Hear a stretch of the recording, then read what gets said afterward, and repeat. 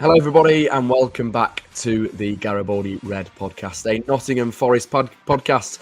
I'm Mike Sayes, your host, and big news yesterday coming out of the City Ground as the Reds sign Elliot Anderson for $35 million from Newcastle as part of pretty much a switch deal which sees Vlachodimos, the Forest goalkeeper, go the other way. Anderson, aged 21, who plays as a midfielder, featured for Newcastle 26 times last season, but a slightly disrupted season for him as he had an injury from October until March. So was ruled out on the sidelines for a short while. To discuss all of this, much more, I'm sure, everything else that comes our way on this, what day are we, Monday? Lost track of the week without a proper schedule. Is first of all, Reds correspondent Sarah Clapson after a nice pre-season break. Sarah, good to have you back. Hello, yes, good to be back. Good stuff. And also joining us in his England shirt. And I've just realised the name's on the screen, so I'm going to quickly do that for those watching live on YouTube. But I guess he's got one of those funny name tags again, is the one and only Mark Turner. Mark, I am sure you've got over the England game yesterday. It was a game that went from absolute, anger and frustration to just unbelievable scenes at the end. Yeah, it was absolutely bonkers, wasn't it? And the reason I have this shirt on is I'm trying to take myself out of the current England scenario because it's just too stressful. And I'm trying to take myself back to my happier childhood days, the days of Brian Robson and Trevor Francis and Trevor Brooking. And, back when we used to win nothing and didn't threaten to make a final. But so, yeah, it is a bit of a bonkers Euros, that's for sure. Yeah, it was. Just yesterday was just nuts. And I was actually 30 seconds away from putting a tweet out about my thoughts on England, and I was literally about to tweet it, and then man of the moment, Bellingham saves England, and yeah, and then I think when we took it to extra time, you knew from there that we'd be all right, which we were. So fingers crossed we do all right against Switzerland, but it's never a dull moment, is it, following England? And the same with following Forest. So let's talk Forest then, shall we? As Elliot Anderson comes through the door, 35 million. The news kind of didn't come out of nowhere, but it happened quite quickly. Sarah, just start with you really, with your thoughts, a bit of a lowdown on it, and whether you think it's a good deal really, and it obviously fits both clubs for PSR. Yeah, I think that June 30th deadline proved to be something like a mini deadline day, didn't it? It was quite frantic, particularly where Newcastle were concerned. It was quite interesting to see all the stuff coming out of St James's Park and how many PSR problems they had. Obviously, Forest hopefully managed to come through it okay on that front. So that's something. Anderson, I think he comes really highly rated. He's obviously quite young. He fits that kind of profile that Forest have been going for, and seems like they are continuing to go for this window. Young players with the ability to develop, probably increase in value, and be part of a group that looks quite promising.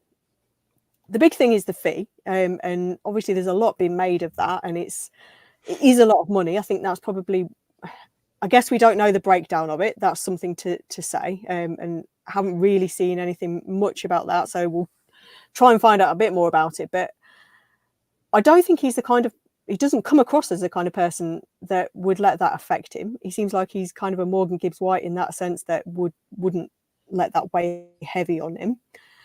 But that aside, I think he's a really good addition. He's a versatile player who can play in a few different positions. He can play as an 8, he can play as a 10, he can play anywhere really across that front attacking 3. When you've got a really small squad, which is what Nuno wants, having players who can fit different roles is so useful, because obviously you're limited on numbers. So you want players that can step in where needed. He can do that. I think he's a good addition. I guess the only thing is the amount of money spent, but hopefully it proves to be a good deal, as it was with Morgan when he came in for a lot of money as well. Yeah, for sure. It's an interesting point there, especially about him kind of being versatile and the need, and the almost ever changing need in the Premier League to have those players that can play everywhere and almost cover certain positions. I actually messaged a few Newcastle Geordie mates to see their thoughts on it. None of them have replied. However, I've got a mate who's a Bristol Rovers fan who did reply, and he was very, very complimentary. He was basically on loan at the second half of their 21-22 season before returning to Newcastle that summer. He said he was excellent. He said he was a real leader. He actually compared compared him to Morgan Gibbs-White and said that he thinks he could become a similar player. So interesting to hear your thoughts kind of about that, Sarah, as well. Mark, what do you make of it? It is a bit of an odd one. And as Sarah did mention there about almost PSR and the deadline, creating this mini deadline day, and it happened quite quickly. But Forest also shipped Vlachodimos out, who, you know, Forest needed to get rid of, really, especially given Carlos Miguel being linked and Turner most likely going as well. So it's another position almost got rid of in the squad, and it makes the squad smaller. So it was almost a positive deal all around, would you say? Yeah, I mean, I would say it's a surprising one. That being said, Max, the last episode, you and I talked about the need to bring in players to provide more depth on the squad and for more options as well for the manager. And one of the areas I speculated where we did need both more depth and more quality was in the centre of the park. So I'm very buoyed by this pickup. You know, for a young player, what is he, 21, 22 years old? He already has good pedigree. You know, he's represented Scotland at the various U levels. I think he also had a game for England as well at U19. So I think he's still up for grabs. In fact, I think he was called up to the Scotland Full International squad and then had to pull out from because of injury. So, you know, he's definitely a player that Steve Clarke and Eddie Howe like the look of. And to Sarah's point, he's incredibly versatile. The little bit of footage I did watch of him, which was mostly during his time at the aforementioned Bristol Rovers, you know, they were League Two, so you kind of got to temper that a little bit. But he did look very, very good at carrying the ball, coming out of either side. Technically, looked very strong. He hasn't scored yet in the Premier League. Well, he has and he hasn't. Pop quiz: which team did he score against 2 seasons ago? I've got no idea, Mark. No idea. Yeah, go on, fill us in. Well, he scored and the goal was called back because of VAR. And Max, you're going to kick yourself because maybe you too, Sarah, you may have undoubtedly have been in the stadium. I'm guessing it was against Forest. Absolutely. Yeah, Was it? scored, yeah, he had a fantastic volley at the back post that I think Navas got hands to. Mm-hmm. And then he scored a header, which again was called back because of VAR. Yeah. So that would have been his first goal, first professional goal, if you like, for Newcastle at least. And it didn't happen for him. But, you know, in his interview, when he signed for Forest, he talked about the atmosphere at the City Ground and the crowd and so forth. So he certainly had, he's had a little bit of that. He's heard the Forest fans and he's heard the Newcastle fans cheering for him when he thought he'd scored. But yeah, it's a good addition. The price tag, again, to Sarah's point, the price tag on the surface of it is curious. I look forward to seeing the breakdown. I assume, given his age, it's going to be, you know, multiples of things and different levels to be able to hit and so on throughout his career. It's not 35 million up front. At least I hope it's not. But yeah, delighted to have him at the City Ground. Yeah, for sure. And I'm just speculating here, but I can't imagine it being 35 million up front. I imagine there's lots of add-ons and maybe even a few years where it will eventually get kind of to that fee. Read out an interesting one, and he doesn't speak often, but Ross Wilson, the Forest's chief footballing officer, who has only been in the role a short while now, kind of I think a full season. We are delighted. He says we are delighted to welcome Elliot to Nottingham Forest and pleased that he's chosen to continue and develop his talent with us in the Premier League. We're sure he will thrive in a Forest shirt as other players in his age profile have done as soon as the opportunity arose for him to potentially join. It was something we were all excited to make happen. And as Mark talks about there, Sarah, they almost need to have that depth, especially in the midfield area, and Mark speculated that on the last podcast. I mean, can you see Elliot Anderson almost featuring in the squad in terms of a first team level instantly, or do you think he'd be more of an impact sub, or even he just, as Ross Wilson talks about, he's continuing to develop almost his talent at Forest before moving forward? Well, Nuno's going to have a few selection headaches, that's for sure. By the start of the season and probably by the end of the window, I'm sure the squad will look different. I don't think we've heard the last of signings or outgoings for sure. He's got Premier League experience, Anderson, so he can come straight in. He's played, I think it's 44 times in the Premier League now. So he's got that bank of knowledge already behind him, while still being a young player who can improve and has got his best years, hopefully, ahead of him. The fact he can play in a few different positions, I think, helps when it comes to trying to force your way into the 11 or trying to I mean, maybe pin down a certain position, but is he going to be ahead of Morgan Gibbs-White as the 10? Probably not, because Morgan Gibbs-White is the first pick. So if he's going to force his way in, it'll probably have to be in one of those other positions. Forest do have a few options in midfield. So if he wants to play more as an orthodox midfielder, again, he's got his work cut out there because there are a few different players for Nuno to choose from. But that is an area where Nuno struggled to find a balance last year. There were so many different combinations of midfielders. He could change formation again next season. He could play with a 3 in midfield if he wants to, rather than a 2. So there's so many different variables, but I think he's come to play. He wants to get into the team. So I think one way or another, we're going to see a fair bit of him. If he's coming as a backup for Morgan Gibbs-White as a 10, he's going to have his a job on his hands to get minutes. So I think we'll see him in different positions. That being said, though, Sarah, I mean, we have short memories, don't we, as fans sometimes. There was a stretch last season where Morgan Gibbs-White was catching a lot of heat from the Forest faithful, right? Yeah, that stretch where he really wasn't performing and people were speculating they needed to be dropped, needed to be rested. Maybe we need to try the formations. And so on. And it would have been nice to have had somebody to step into the breach there and maybe, given Nuno that option. We didn't have that. I agree with you. I don't think he's come to sit on the bench. I think he's going to be contesting a starting spot right out the gate. But again, this will keep Morgan on his toes as well. So that's a good thing. Yeah, definitely. And also in terms of statistics, say that again, Max? Statistics. There we go. I got it all right. It's always a difficult word, actually. In terms of his stats, and team play, assists 3, passes 602, passes per match 13.68, 4 big chances created, through balls of 5, and accurate long balls of 8. So there you go. That's just some breakdown stats, and it is difficult because he hasn't featured that much for Newcastle, given his injury, but as you've both said, I'm sure he'll be coming to play first team football for Forest.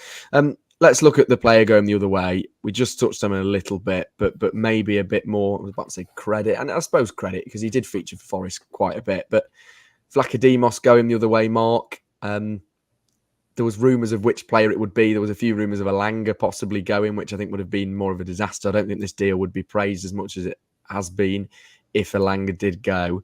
But I don't want to use the word get rid, but to ship Vlachodimos out and create that room in the squad and almost fill a goal, I guess, to the club to sell one of the many keepers now, if especially Carlos Miguel signs, it's a good move for him to go. It is, but again, as we talked about in the last pod, we speculated that 1 or 2 goalkeepers could be on their way out. But that would mean we need to bring another goalkeeper in. And of course, we've seen all the noise around Kelleher with Liverpool and maybe a couple of other goalkeepers at Forest are eyeballing. Vlachodimos leaving doesn't leave us desperately short in that position. But we might need to see a goalkeeper come back in now to fill the void. I think what's most important, though, is to get his salary off the books. I think he's probably was the best paid goalkeeper at the City Ground, I imagine. And so that was important as well. And that obviously helps with, balancing the books and so on. So if we could bringing Kelleher in would be, would kind of be counterintuitive because he'd probably be on the same money, if not more. But if we could find, a good young goalkeeper to add to the pool, I feel a bit more comfortable about everything. But I think getting off the books, period, was a good move. Yeah, happy with that one. And I think also there was reports, weren't there, that Matt Turner's likely to go as well. Don't do it to me. I was actually about to say Mark Turner then. There you go. I think my time on this pod is going to be short-lived, yeah. Yeah, I've spent more time with you, Mark, recently on the podcast than I ever have done with Matt Turner and certainly watching him even at Forest. And I suppose, Sarah, when you talked about the PSR deadline of the 30th of June, which obviously was... we're in July now, so it's finished. We open this new window now. Does it mean that Forest will be all right? Does it mean that Forest will keep Murillo? Difficult question. You probably don't have the answer, but it seems to be going in the right way, especially after Niakate leaving last week. Can I just say it's so nice to be on a podcast where somebody else gets the hardball questions for a chat. I'm enjoying this. I can pass it on. You feel free to take it, Mark. No, you go I'm happy to. I think, I mean, PSR, you have to be an accountant to understand it all. And there are far better people who have more knowledge of it than I do. Believe me, I've tried, but figures and accounts and finance was never my bag anyway. So I was already on a downer with it. But I think it's fair to say that Forest are in a better position now, pending the sales of Mangala and Niakate, and there's nothing to suggest that they're not going to go through. I think that the hope is that Forest are okay.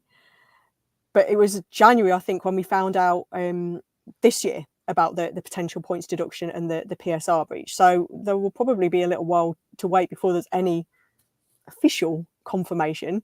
But the noises being made are that everything is at least in the right direction and looking good. So that's a huge positive. As for the rest of the window, I mean, getting to the end of June with Murillo still in place is good.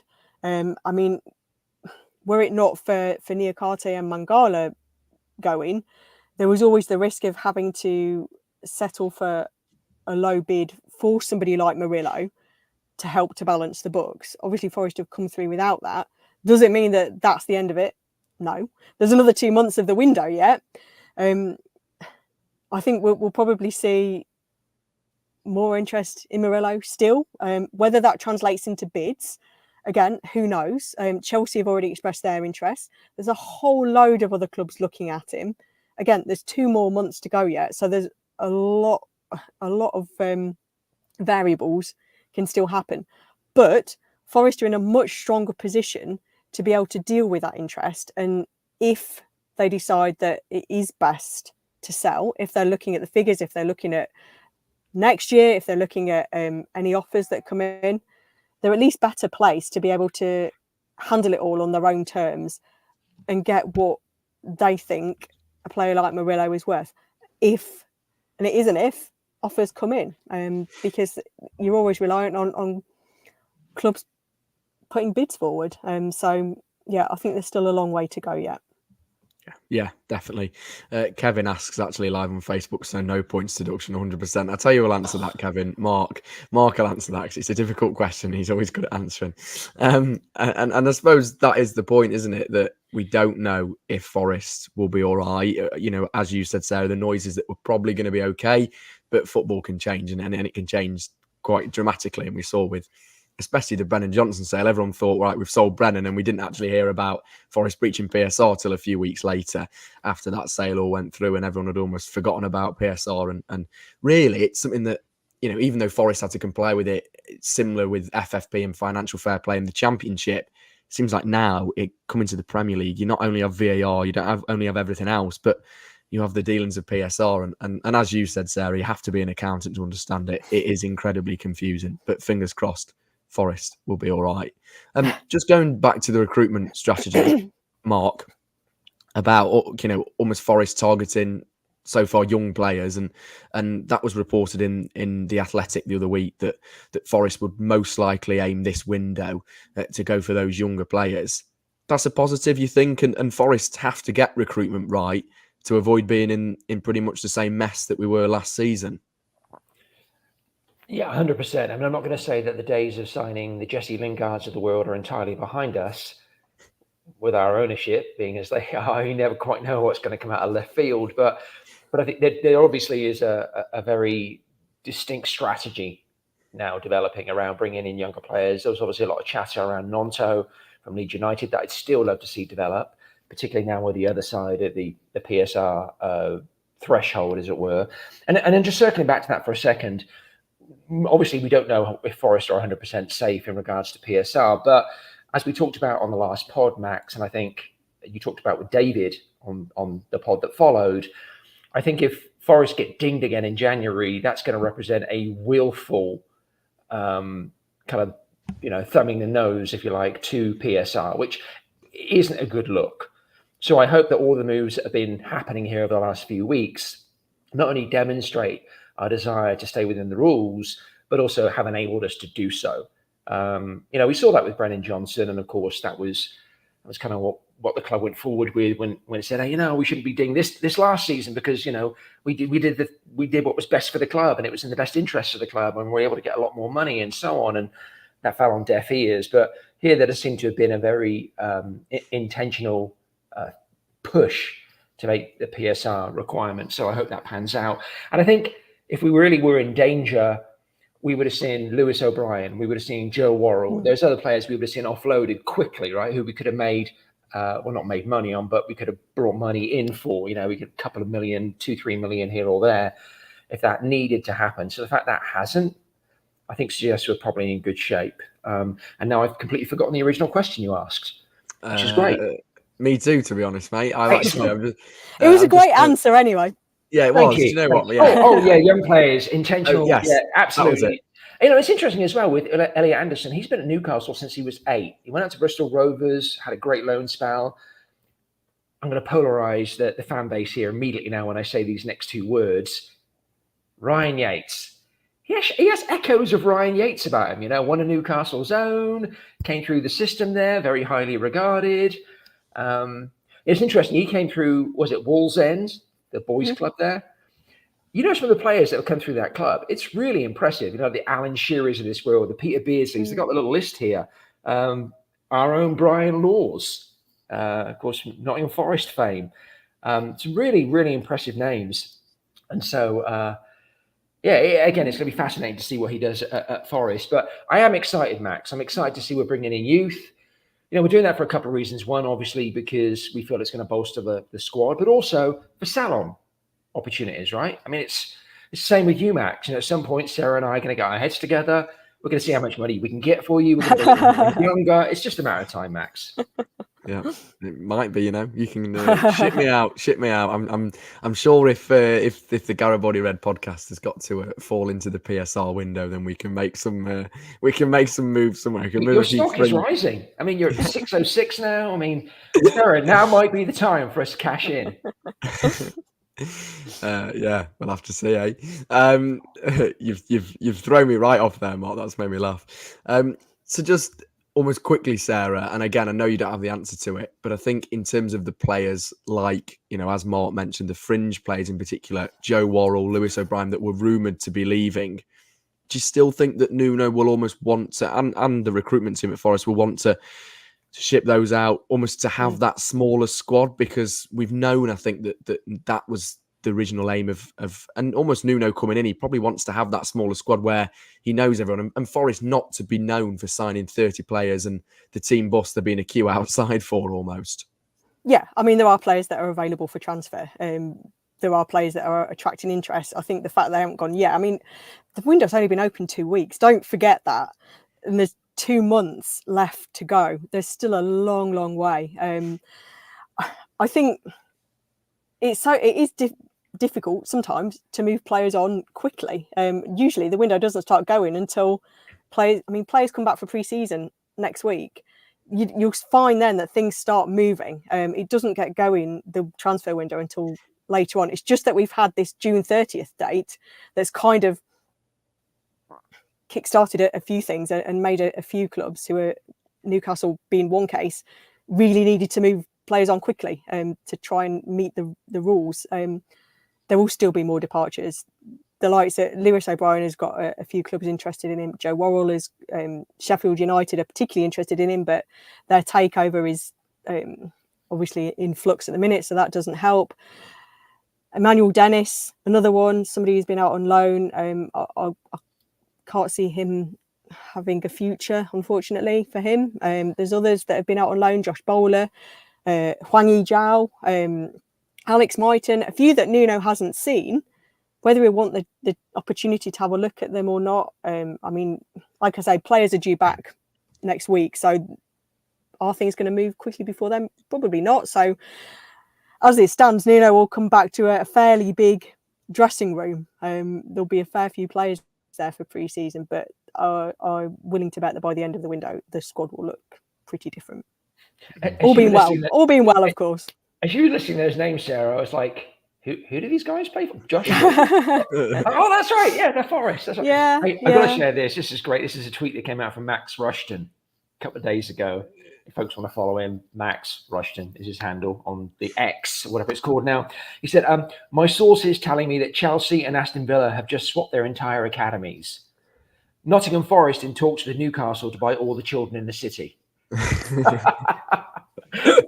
Good stuff. That's a funny one. That is, it is unbelievable how the Premier League has almost created this mini transfer deadline day, and it was mental to see just the transfers that came out. And as you said, Sarah, I forgot that the window only opened a couple of weeks ago. Good point. And it has moved so quickly. Just to close then, and I'll let you answer this one, Mark, on a bit more of a positive note. I'm sure you know it's not that difficult of a question. Forest going into pre-season with keeping Murillo and keeping Morgan Gibbs-White for the time being, will of course add, and anything can change. That's got to be a massive positive, a big boost going into the season. Yeah, I mean, I give you my shortest answer ever on a podcast. 100%. I think it's naive to think that both of them will be in the Garibaldi Red when the first whistle goes of the new season. I'd love to think they would be. Sarah might have a bit more of an insight on that. But yeah. Well, the window closes after the first game of the season, so they might still have a few games yet. Good point. Yeah, good point. But yeah, it's great news, Max, isn't it? I think every fan is going to be that's one thing that can unify us all, right? Everyone has different opinions, but I think you're going to be hard pressed to find a Forest fan. Well, maybe Morgan Gibbs-White splits opinion a little bit, but you're going to be hard pressed to find a Forest fan who's going to say having Murillo on the books come the first game of the season is a bad thing. Yeah, it's positive so far, but as Sarah pointed out, a long way to go yet in terms of the transfer window. Yeah, it's very positive. And as you mentioned as well, Sarah, about pre-season, the Forest players are off to, we were just talking about it actually before we came on air and recorded this, that they're off to near Alicante, isn't it? Mm-hmm. Yeah, Chesterfield first up, and then Spain for 3 games. Wow. So quite a difference. 2 more polarizing locations. I know, yeah. From sunny Chesterfield to sunny Spain, eh? I know where I'd rather be. And just to quickly close, because it kind of happened as we were recording this, I've just seen a tweet actually, that Simon Rusk, the Forest set-piece coach, has left. He's taken up another role somewhere else, and it's a bit of an interesting one. Yeah, Southampton. Thanks, Sarah. And he obviously came in, really, he was brought in by Steve Cooper, and then that all obviously went downhill when Cooper left. Don't think he was that involved that much with Nuno. So a bit of a failure appointment, really, Sarah, wasn't it? I mean, it didn't work out. He by all accounts, didn't have much influence when Nuno came in, and obviously the set-piece problems continued anyway. So, yeah, I don't think it's too much of a surprise that change has been made, and he's decided to take up a position at Southampton. So, yeah, good luck to him. Hope it works out. Yeah, someone's actually just replied to the tweet, which has made me laugh, saying, "Let us know when Southampton can score a set piece," which has made me giggle. Mark, just to close, I want to touch on it quickly, just about England. Give us some positivity, because me and you were WhatsApping last night a little bit after the game, and it was an appalling performance until Bellingham rescued us. Is it the most England thing to do, to have this now fighting chance to beat Switzerland, and with my youthful optimism to go all the way to the final and win it, and it might actually come home? Or am I literally on cloud 9 saying that? Yeah, I mean, yeah, quite frankly, you're mental. Yeah, I mean, I was in Wembley 3 years ago for the Italy game. I was at the final. And, really? Yeah, it was the greatest day of my life until about 20 seconds from the end. That was the most England performance ever, and we're seeing it again. It's maddening. The way that Southgate approaches this squad and deploys them is just so incredibly frustrating. I have some sympathy for him. I know how challenging it must be to get this much talent on the field, but newsflash, they don't all need to be on the field at the same time. And I think what we're going to face in Switzerland is a better team, right? We're seeing a better team when it comes to Austria. We're seeing there are several better teams still in this competition, and England may have great individuals, but cohesion, Max. We're not seeing cohesion. And then in Spain, you have both fantastic individuals and a better team. So if Spain can get past Germany, they're winning all the marbles. Enjoy England's foray into the Euros, Max, for as long as you can. I suspect that it might end on Saturday. I'm gonna be more hopeful, and I think this is the turning point. I think because we're you're gonna young. be. You're young. Yeah, And you're mad. yeah. I'm young and I'm mad. There you go. We'll see. You never know, I Mark. We could remember have when this shirt I was was gonna say, deployed, yeah. like in '82. That's how old I am. So it's too much misery, mate. I can't deal with it. Too much reality, I should say. He says wearing an England shirt. Yeah. Bless. Yeah, let's see what happens. You never know, Mark. We could have a bet and donate some money to charity if both of us or one of us is wrong. Aren't you doing something for charity here? I am. Yeah, I am. I'm running the half marathon. So there you go. I will add some more money onto my donation if England get knocked out on Saturday. And if we go further, I'm sure that you might donate too, Mark. There we go. I need to. I haven't done that yet. Yeah, I need to. Sorry. And everybody else listening to this needs to as well. It's a fantastic cause.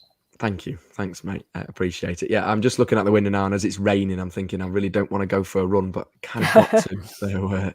So yeah, I'm actually listening to a lot of football podcasts at the minute, and trying to. I listened to a brilliant podcast from Kieran Maguire, the financial expert in football that many people will know, the other week, and I was trying to get my head round that whilst running a 5K, and I don't know which was worse, at the 5K or trying to get my head round PSR. There you go. I'll let the viewers and listeners decide that. Right, that does us nicely. I think 30 minutes pretty much covering the main news coming out of Forest at the minute. As always, we'll keep you updated. I'm sure there'll be lots more transfer speculation and PSR stuff, and we'll be here right throughout. So yeah, be sure to follow us across Spotify and Apple Podcasts. Leave us a review if you did enjoy it. Like, share and subscribe on YouTube. Mark, thank you as ever, mate. You're welcome, mate. And Sarah, thank you. Good to have you back with us. Thank you. Good to be back. Good stuff. Yes, very nice. Right, come on, you Reds, from all of us, and we will see you very soon. Bye-bye.